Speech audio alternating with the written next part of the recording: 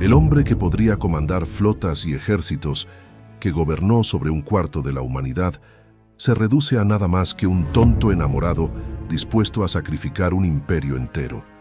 Pero esta no es cualquier historia de amor. Es el relato de una obsesión tan destructiva que destrozó la mayor tradición de la monarquía británica, que el deber siempre supera al deseo. Mientras sus súbditos enfrentaban la depresión económica y una guerra inminente, su rey eligió la felicidad personal sobre la estabilidad nacional. El cuento de hadas que cautivó a millones ocultaba verdades más siniestras: manipulación política, simpatías nazis y una mujer cuyo pasado permanecía envuelto en escándalo. ¿Fue Eduardo VIII el mayor héroe romántico de la historia o cometió la traición definitiva? La respuesta yace enterrada bajo décadas de propaganda real y mitos cuidadosamente construidos. Sus años de infancia en el castillo de Windsor no transcurrieron en lujo de cuento de hadas, sino en disciplina cruel. Su padre, el rey Jorge V, gobernó con puño de hierro no solo sobre su imperio, sino sobre sus propios hijos. «Deben temerme», les dijo a sus hijos, y Eduardo realmente tuvo miedo. Detrás de las brillantes paredes del palacio había un niño que lloraba, que debía aprender protocolo estatal en lugar de jugar, diplomacia en lugar de amistad. Sin embargo, cuando creció, algo mágico sucedió. Más allá de las rígidas paredes del palacio, el pueblo británico vio a un príncipe completamente diferente a cualquier real anterior. Eduardo era hermoso, con su cabello dorado y ojos azules como una estrella de cine, pero lo que realmente deslumbró a las masas fue su naturalidad. Cuando visitó soldados en la Gran Guerra, se quitó la corona y se paró con ellos en el lodo. Cuando fue a visitas de fábricas, llamó a los trabajadores por sus nombres de pila. La prensa lo llamó el príncipe del pueblo. Las mujeres lo adoraban, los hombres lo respetaban. Parecía finalmente un real que entendía a la gente común, pero detrás de la fachada brillante luchaba un hombre que odiaba cada minuto de la vida real. Por las noches, Eduardo se desataba en los clubes nocturnos de Londres, escuchaba jazz americano y salía con mujeres que nunca podrían pasar por las puertas del palacio. Durante el día sonreía y saludaba, por la noche bebía hasta la inconsciencia, tratando de olvidar que nunca podría ser otra cosa que lo que el destino le había asignado. Su padre se volvió cada vez más furioso. «¡Traes vergüenza a la corona!», gritó Jorge V, cuando Eduardo llegó tarde otra vez a un evento oficial.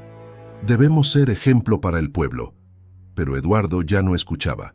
Cuando se enteró de que los servicios secretos de su padre seguían cada uno de sus pasos, se volvió aún más temerario.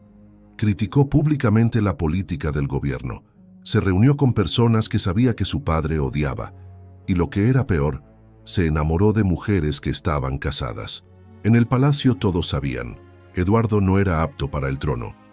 Pero nadie pensó que simplemente lo abandonaría un día. El chico criado para gobernar nació para rebelarse. Y esta rebelión un día haría explotar los cimientos de todo el imperio.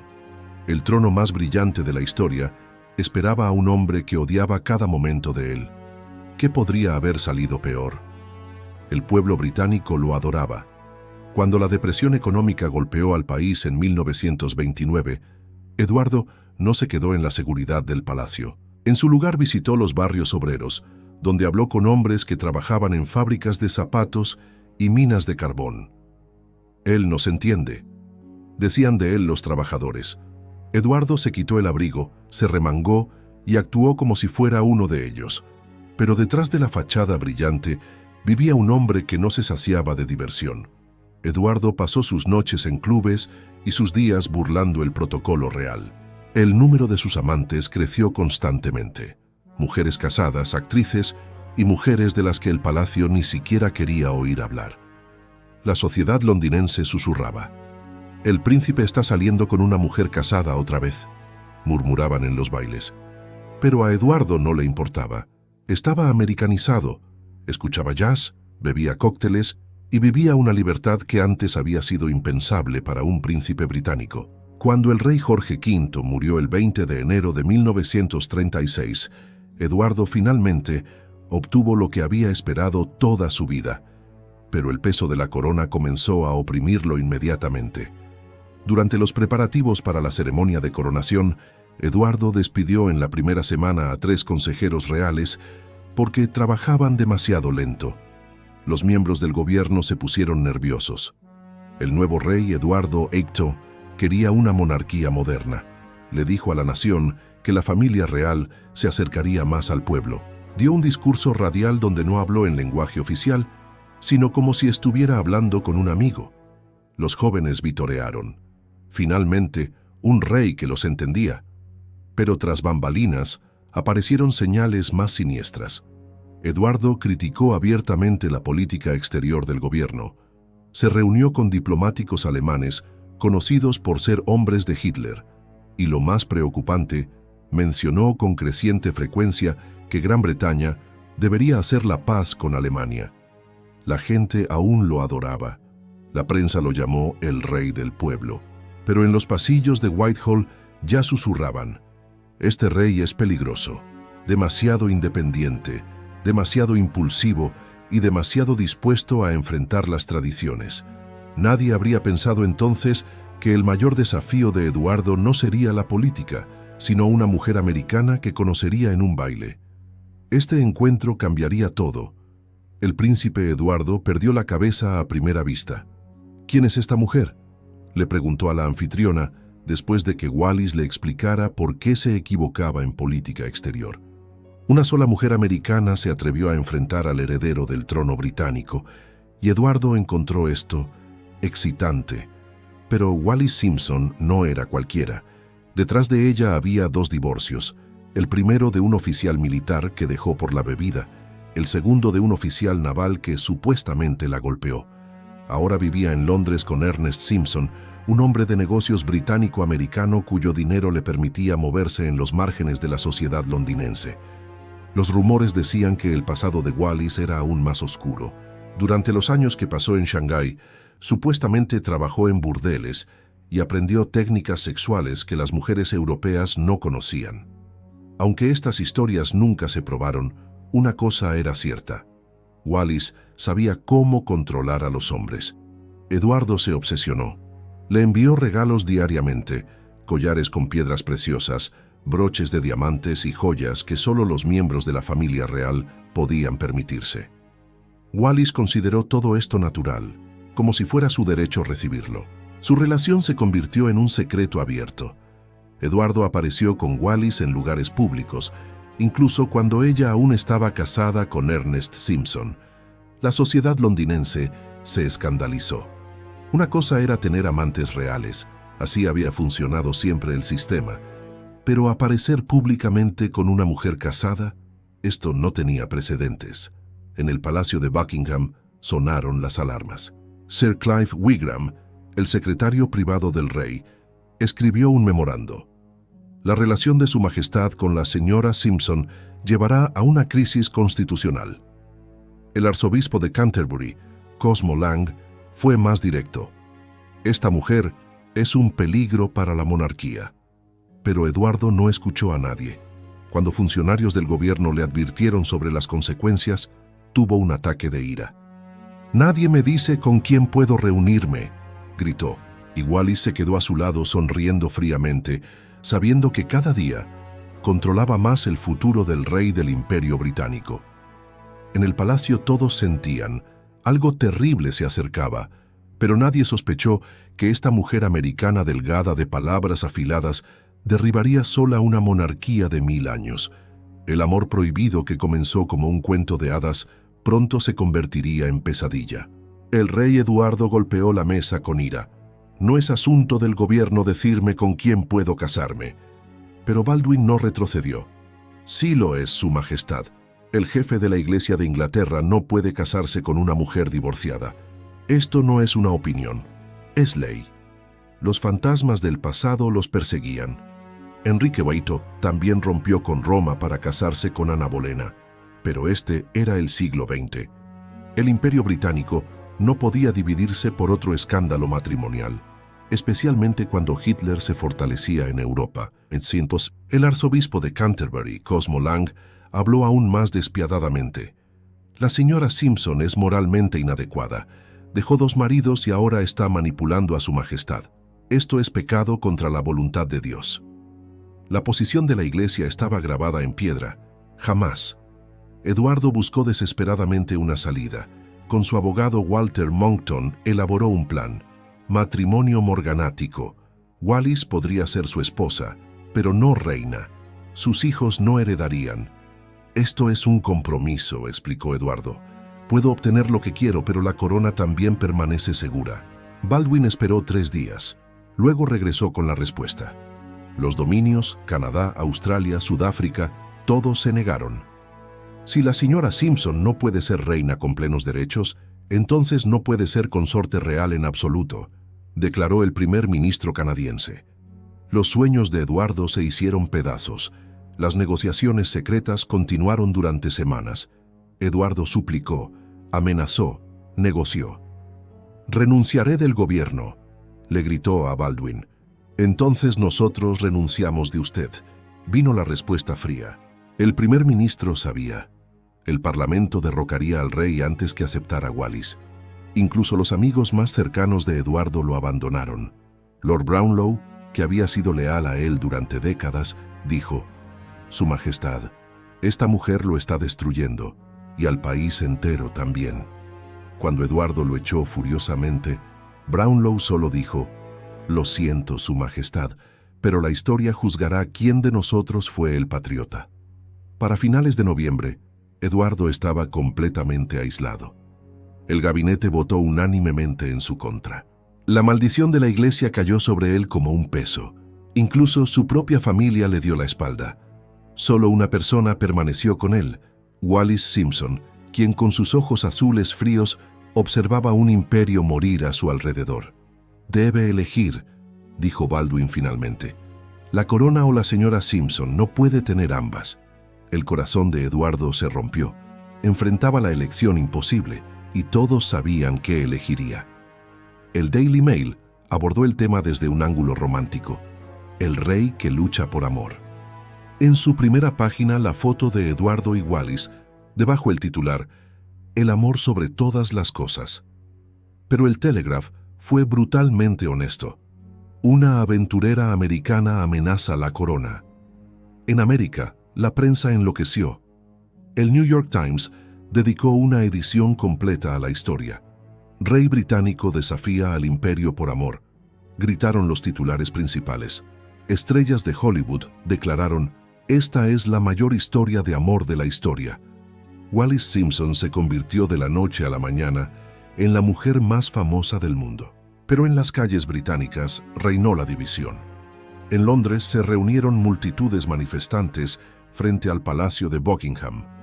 De un lado, mujeres jóvenes sostenían carteles: «Dejen al rey amar». Del otro lado, gente mayor gritaba: «Dios salve al rey», de Wallis. En los barrios obreros de Manchester se pusieron del lado de Eduardo. «Es el único rey que nos entiende», dijo un minero. «Si quiere felicidad, se la merece». Pero en las iglesias rurales, los sacerdotes predicaron sobre corrupción moral. «Esta mujer ha corrompido a nuestro rey», proclamaron desde los púlpitos. La reacción de la Commonwealth fue devastadora. El primer ministro de Canadá, Mackenzie King, fue categórico: «La señora Simpson nunca será reina de los dominios». El Parlamento australiano aprobó una resolución unánime. Este matrimonio dividiría al imperio. Sudáfrica fue aún más cruel. Una americana divorciada no puede gobernar sobre súbditos británicos. El comportamiento de Eduardo se volvió cada vez más impredecible. En las reuniones gubernamentales, tuvo ataques de ira cuando hablaron contra Wallis. En una ocasión, arrojó tinta en la cara de Baldwin cuando el primer ministro mencionó el problema de la señora Simpson. El personal del palacio relató con horror que el rey pasaba noches llorando, gritando el nombre de Wallis. La diplomacia internacional también se vio amenazada de colapso. La Alemania de Hitler observó el caos británico con deleite malicioso. «El rey inglés decadente entrega el imperio a una puta», declaró Goebbels. Stalin, por su parte, calculaba cómo explotar la debilidad británica. Baldwin dio el ultimátum final el 4 de diciembre. Tiene 3 días para decidir, Su Majestad. La señora Simpson o la corona. Si no decide, el gobierno renunciará y sumergirá al país en crisis constitucional. El primer ministro sabía, si el gabinete renunciaba podría significar el colapso de todo el sistema parlamentario. En el palacio de Buckingham, Eduardo caminó de un lado a otro desesperadamente. Desde las ventanas exteriores vio la multitud creciente que lo odiaba o lo adoraba, pero nadie permaneció indiferente. El hombre más poderoso del Imperio Británico ahora observaba impotentemente su mundo desmoronarse por una mujer que tal vez nunca lo amó realmente. El plan fue cruel. Primero amenazaron la seguridad de Wallis. Cartas de amenaza anónimas inundaron su apartamento londinense. «Perra americana, déjanos en paz», decía una de ellas. Scotland Yard casualmente no encontró a los perpetradores, pero sugirió precauciones. La señora Simpson debe abandonar el país inmediatamente. El príncipe Bertie, hermano de Eduardo, jugó un papel clave en la manipulación. El 8 de diciembre visitó a su hermano en Royal Lodge. «Eduardo, esto es locura», dijo con voz temblorosa. «Wallis te está destruyendo y a nuestra familia también». Bertie sabía que él sería el próximo rey y esto lo llenó de terror. «No soy capaz de gobernar», confesó. «Tú naciste para esto». Pero Eduardo no cedió. «Con Wallis o nadie», respondió firme como piedra. Bertie se fue entre lágrimas, sabiendo que su hermano se había perdido para ellos. También comenzó la manipulación mediática. El editor del Times, Geoffrey Dawson, sostuvo consultas secretas con Baldwin. «Debemos presentarlo como que Eduardo es egoísta», explicó Dawson. «El pueblo debe ver a un playboy irresponsable que abandona su deber por una mujer». La siguiente edición del periódico escribió: «La felicidad personal del rey es más importante para él que el bienestar de 45 millones de súbditos». Mientras tanto, se intensificó la presión financiera. Eduardo se enteró de que si abdicaba, recibiría una pensión reducida y Wallis nunca obtendría un título real.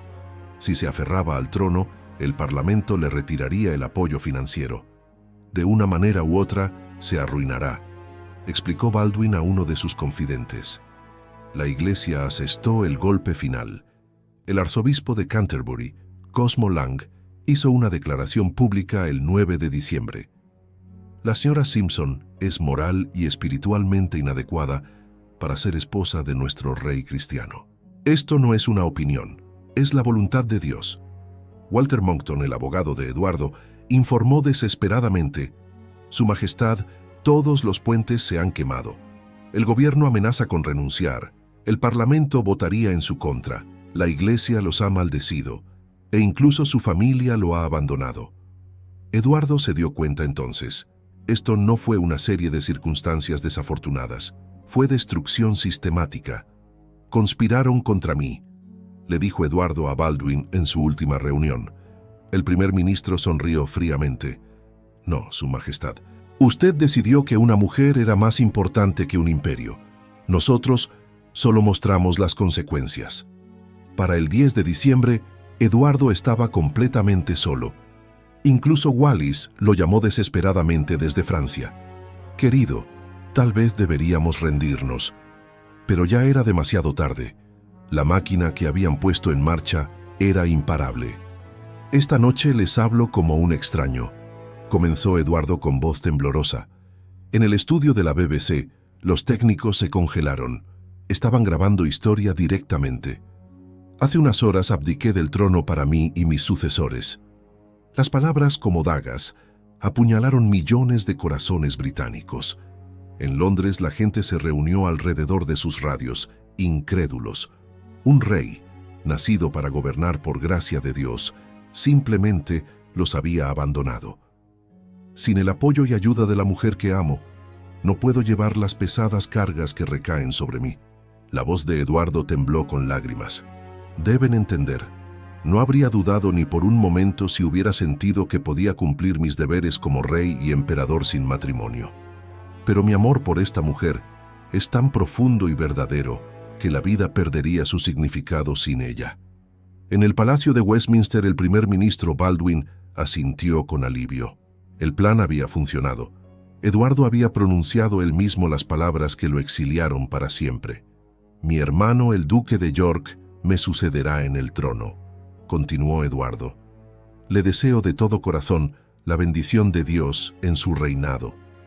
El príncipe Bertie, el futuro rey Jorge VI, colapsó en el palacio. El hombre que tartamudea, que temía a la publicidad, ahora se había convertido en rey de un imperio que se desmorona.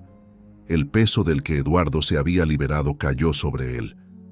«Ahora me despido de ustedes», terminó Eduardo. «Dios salve al rey». Pero ya no se refería a sí mismo. Los micrófonos se apagaron. El rey Eduardo VIII dejó de existir. El hombre que ahora se encontraba en la habitación era meramente el duque de Windsor, exiliado, sin corona, sin patria. Las consecuencias inmediatas fueron brutales. Eduardo tuvo que abandonar Inglaterra inmediatamente. Perdió dinero, títulos y familia. El destructor HMS Fury lo esperaba en Portsmouth, un viaje de ida a Francia. Cuando salió del castillo, los sirvientes bajaron el estandarte real frente a él. Ya no era rey. La reacción del pueblo británico se dividió. Muchos lloraron. Habían perdido a su rey favorito. Otros suspiraron aliviados. La crisis había terminado. Pero todos sabían, algo había cambiado para siempre. La magia de la monarquía se había roto. Si un rey podía simplemente abandonarlos por una mujer, ¿cuánto valía realmente la corona? Eduardo durmió esa noche por última vez en suelo británico. Por la mañana, el exilio lo esperaba en los brazos de Wallis Simpson. ¿Pero había valido la pena? La respuesta lo torturaría durante décadas. ¿Eres feliz ahora?, preguntó Wallis la noche de bodas. Eduardo dijo que sí, pero en sus ojos ya estaba la duda. Había renunciado a todo por ella. ¿Y qué había obtenido a cambio? Una mujer fría que nunca le había dicho sinceramente que lo amaba. Su exilio parisino fue una prisión lujosa. Vivieron en el Hotel Ritz. Periodistas lo siguieron diariamente. Pero Eduardo se aburrió. Una vez gobernó un imperio, ahora pasear perros y hacer compras llenaban sus días. «¿En qué me he convertido?», escribió en su diario. «Un fantasma viviente». En 1939 estalló la guerra y el verdadero rostro de Eduardo se mostró. Mientras Londres estaba bajo bombardeo, él y Wallis pasaban vacaciones en hoteles de lujo en las Bahamas. «Gran Bretaña se merece lo que recibe», le dijo a un diplomático español. «Ha gobernado el mundo demasiado tiempo». El descubrimiento más impactante llegó en 1940. Documentos secretos probaron que Eduardo y Wallis se habían reunido en secreto con oficiales nazis. Hitler elaboró un plan llamado Operación Willy para restaurar a Eduardo al trono, como jefe de un gobierno títere alemán.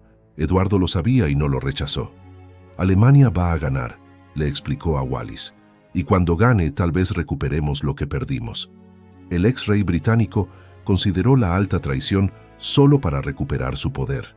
Pero con la derrota de Hitler, esta esperanza también se desvaneció. Con los años, el matrimonio de Eduardo y Wallis se convirtió en una amarga comedia. Wallis lo humilló públicamente, coqueteó con otros hombres. «Eres aburrido», le dijo durante una fiesta. «Al menos cuando eras rey eras más interesante». Eduardo escapó a la bebida y en su diario escribió: «El amor más grande tal vez fue el mayor error». Para 1950 quedó claro, Wallis nunca había amado a Eduardo. Solo quería el poder y el dinero que un rey podría haber proporcionado. Cuando eso terminó, comenzó a aburrirse de él. En secreto se reunió con otros hombres mientras Eduardo vagaba solo por los cafés parisinos. El sueño por el que había renunciado a un imperio se había convertido en pesadilla. El duque Eduardo de Windsor, una vez el hombre más poderoso del mundo, ahora era un anciano exiliado, despreciado, abandonado. La corona que había renunciado por amor se perdió para siempre, y el amor también se volvió falso. Afuera el mundo Gran Bretaña se reconstruyó bajo Jorge VI, luego floreció bajo Isabel II, pero Eduardo solo pudo observar desde la distancia, sabiendo, él mismo había firmado su propia destrucción. La ironía fue cruel. Con la abdicación de Eduardo, la monarquía británica no colapsó, se fortaleció. El liderazgo valiente de Jorge VI en la Segunda Guerra Mundial se volvió legendario. Bajo Isabel II, la monarquía renació, más respetada y estable que nunca. El sacrificio de Eduardo, destinado a ser una catástrofe, finalmente salvó la institución que quería destruir. Pero a través de las décadas emergieron las verdades más dolorosas. Los diarios de Wallis se publicaron en 1986. Eduardo era más débil de lo que pensé. Escribió en 1938. Como rey tal vez lo habría respetado. Como exiliado solo lo compadezco. Más tarde confesó, nunca quiso casarse con Eduardo. Solo quería ser la amante del rey, el poder detrás del escenario. El descubrimiento más impactante fue su relación con Jimmy Donahue. Wallis mantuvo esta relación durante años sin el conocimiento de Eduardo. Pensé que había renunciado a la corona por amor, escribió Donahue. Pero Wallis solo estaba jugando con él, con todos nosotros. Las últimas palabras de Eduardo fueron estas: «Wallis, ¿valió la pena?». La mujer que amó no respondió. Afuera, la reina Isabel II se preparaba para su jubileo de plata, 25 años de reinado exitoso que Eduardo nunca logró. La pregunta final que corroe: ¿Eduardo salvó o destruyó la monarquía? Con su abdicación probó que la corona es más grande que cualquier portador, pero también probó que incluso los reyes pueden ser hombres débiles. El hombre que podría haber elegido el mundo lo renunció por una mujer que nunca lo amó.